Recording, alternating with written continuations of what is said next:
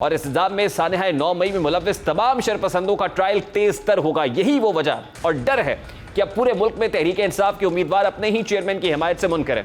कोई शख्स पार्टी का झंडा अपनी गाड़ी पर नहीं लगाना चाहता, कोई उनके हक में नारे नहीं लगाना चाहता। जवाब भी चेयरमैन तहरीक इंसाफ के साथ अब जो लोग खड़े हैं उनकी आवाज़ भी गरज चमक ख़त्म दिखाई देती है। उनकी हिमायत अब सिर्फ सरगोशियों तक महदूद हो गई है।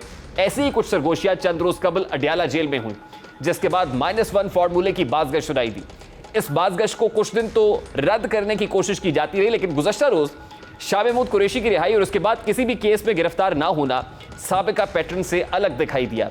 इस प्रेस कॉन्फ्रेंस में शाह महमूद कुरैशी का यह भी कहना कि वो आज बानी तहरीक इंसाफ से मुलाकात करेंगे और कोई लाएमल तजवीज़ देंगे काफ़ी अहम है। ज़राए दावा कर रहा है कि शाह महमूद कुरैशी को -1 के एजेंडे की तकमील के लिए कायल कर लिया गया है। इसी वजह से उनके लिए आला हल्कों और हुकूमत में नर्म रवैया पाया जा रहा है। शाह महमूद को उनकी रिहाई में वाज़ेह पैगाम एक मैसेज है, जिसके साथ यही पैगाम लेकर वो आज ज़मान पार्क पहुंच चुके हैं। और ज़राए के मुताबिक इस लाएमल में ये ऑप्शन शामिल है कि एक फ़र्द खुद को सियासत से अलग और कानून के सामने सरेंडर होने के लिए तैयार हो जाए तो पार्टी की रही सही साख बच जाएगी। तोड़ फोड़ का अमल भी किसी हद तक थमने का इम्कान है।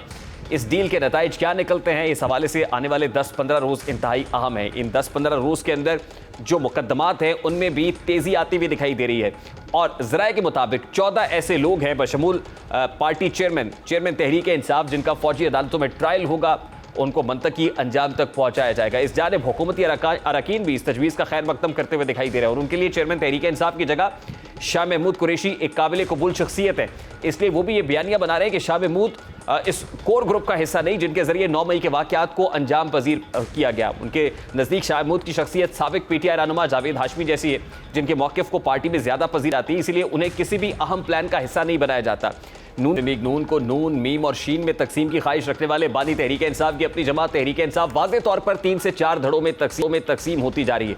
इनमें जहांगीर तरीन की छड़ी तले बनने वाला ग्रुप सबसे मजबूत तस्वुर किया जा रहा है, क्योंकि उनमें अक्सरियत इलेक्टेबल्स की है। इसी तरह अलीम खान, जिनका लाहौर की सियासत पर काफ़ी असर और रसूख है, अब जहांगीर तरीन के शाना बशाना दिखाई दे रहा है। दूसरी जानिब शाह महमूद कुरैशी फार्मूला और दीगर ग्रुप्स भी साथ साथ चल रहे हैं, जिनकी पैदाइश तहरीक इंसाफ के वतन से मुमकिन हुई है।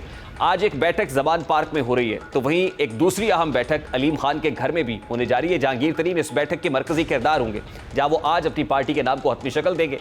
एक और अहम डेवलपमेंट जो इस ग्रुप के हवाले से है वो सामने आई है। गुज़श्ता रोज़ इस ग्रुप के 3 अफराद ने जहांगीर तरीन ग्रुप में शमूलियत अख्तियार की थी, तो आज इस ग्रुप के बानियों में से एक यानी मुराद रास ने तरीन ग्रुप में शमूलियत का ऐलान कर दिया। इससे पहले डेमोक्रेट्स ग्रुप के नाम से एक नया ग्रुप कर्नल हाशिम डोगर के साथ मिलकर बना रहे थे, अब डेमोक्रेट्स ग्रुप के एक फर्द ने जहांगीर तरीन में शमूलियत अख्तियार कर लिया। ये डेवलपमेंट भी इंतहाई अहम है। दूसरी जानिब पंजाब की सियासत में साबिक सदर आसिफ अली जरदारी सब पर भारी साबित होते दिखाई दे रहे हैं। पंजाब में पीपल्स पार्टी की बहाली की कोशिशों के तहत सियासी अताब के शिकार PTI के साबिक अरकान असम्बली और रहनुमाओं की PPP में जोक दर जोक शमूलियत ने इन कयास आराइयों को तकवीत दी है कि आइंदा इक़्तिदार का हुमा पीपल्स पार्टी के सर सजने का इम्कान है। साबिक सदर आसिफ अली जरदारी का एतमाद और उनके बयानात भी एक सियासी जंग के फातेह रहनुमा के लगते हैं।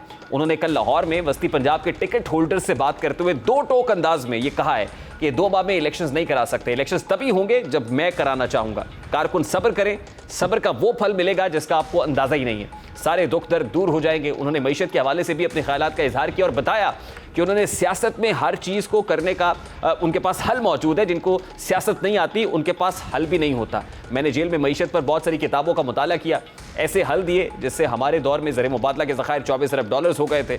इंशाल्लाह मुल्क की मईशत को संभाल कर ज़र मुबादला के ज़खायर $100 अरब तक पहुँचाएंगे।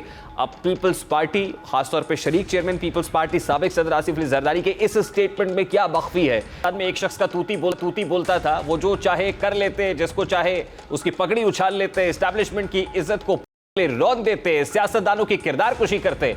उन्हें ज़ौम था कि उनकी अवामी मकबूलियत इतनी ज़्यादा है कि फौरी इलेक्शंस हो जाए तो 2/3 अक्सरियत हासिल करेंगे और दुश्मनों को नाको चने चबवा देंगे, जी भर कर उनसे इंतकाम लेंगे। इस ज़ोम में बानी तहरीक इंसाफ ने 9 मई के इक़दामात को अमली शक्ल पहनाने की कोशिश की, लेकिन यही कोशिश उनके गले पड़ गई। 9 मई के बाद इस मुल्क और इसकी सियासत ने एक नया मोड़ लिया। जब हंगामे, तोड़ फोड़ और लूट मार थमे तो सबको इदराक हुआ कि एक मुतशद्दिद शख्स ने मुल्क को कितना नुकसान पहुंचाया। चेयरमैन तहरीक इंसाफ जिस अवामी रद्द-ए-अमल की तवक्को कर रहे थे उससे बिल्कुल मुख्तलिफ हुआ। वो समझ रहे थे कि इंतशारियों की क़यादत करते अचानक मसनद इक़्तिदार पर बैठ जाएंगे, खजाने की कुंजी भी उनके पास होगी और तमाम इदारे उनके ताबे होंगे। लेकिन हुआ इसके बिल्कुल बरक्स। अब्बानी तहरीक इंसाफ के लिए मसला ना इदारे के रद्दअमल का है, ना पीडीएम की राय का है, असल बात अवामी रद्दअमल की है। 9 मई के बाद शायद पहली दफा उनको शदीद अवामी रद्दअमल का सामना करना पड़ा। उनके हक में बुलंद होने वाली आवाजों के हलक खुश्क हो गए। सोशल मीडिया पर इस तबाही के बाद सन्नाटा छा गया। पार्टी के लोग एक एक करके प्रेस कॉन्फ्रेंसेस करने लगे। चंद रोज में इस हाइब्रिड निजाम का शिराजा बिखर गया, जिसकी तश्कील में 22 साल लगे थे। तहरीक इंसाफ के टिकट की कीमत इतनी अर्जा हुई कि उससे सस्ती सिर्फ खामोशी होती है। सख्ती इतनी बढ़ चुकी है कि आला अस्करी इदारे 9 मई के वाकयात में मुलव्विस किसी भी शख्स को कोई भी रियायत देने को तैयार नहीं है। वाज़े और सख्त पैगामात का सिलसिला जारी है। आज 4 रोज से जारी फॉर्मेशन कमांडर्स कॉन्फ्रेंस का एलामिया जारी किया गया। ये कॉन्फ्रेंस इंतहाई अहम और तवील थी। अमूमी तौर पर ऐसे इजलास एक और ज्यादा से ज्यादा 2 दिन जारी रहते हैं, लेकिन इस बार यह इजलास 4 रोज तक जारी रहा है। Army chief general Asim Munir की जेर सदारत जनरल हेडक्वार्टर्स GHQ में फॉर्मेशन कमांडर्स कॉन्फ्रेंस में core commanders, principal staff officers और पाक फौज के तमाम फॉर्मेशन कमांडर्स ने शिरकत की। इसका जारी होने वाला एलामिया वाज़े और गैर मुबहम है। एलामिया के मुताबिक ISPR का कहना है कि फोरम ने शोहदा की अजीम कुर्बानियों को जबरदस्त खराज तहसीन पेश किया और कहा कि रियासत पाकिस्तान और मुसल्लह अफवाज शोहदा और उनके अहले खाना को हमेशा इज्जत के साथ रखेंगे।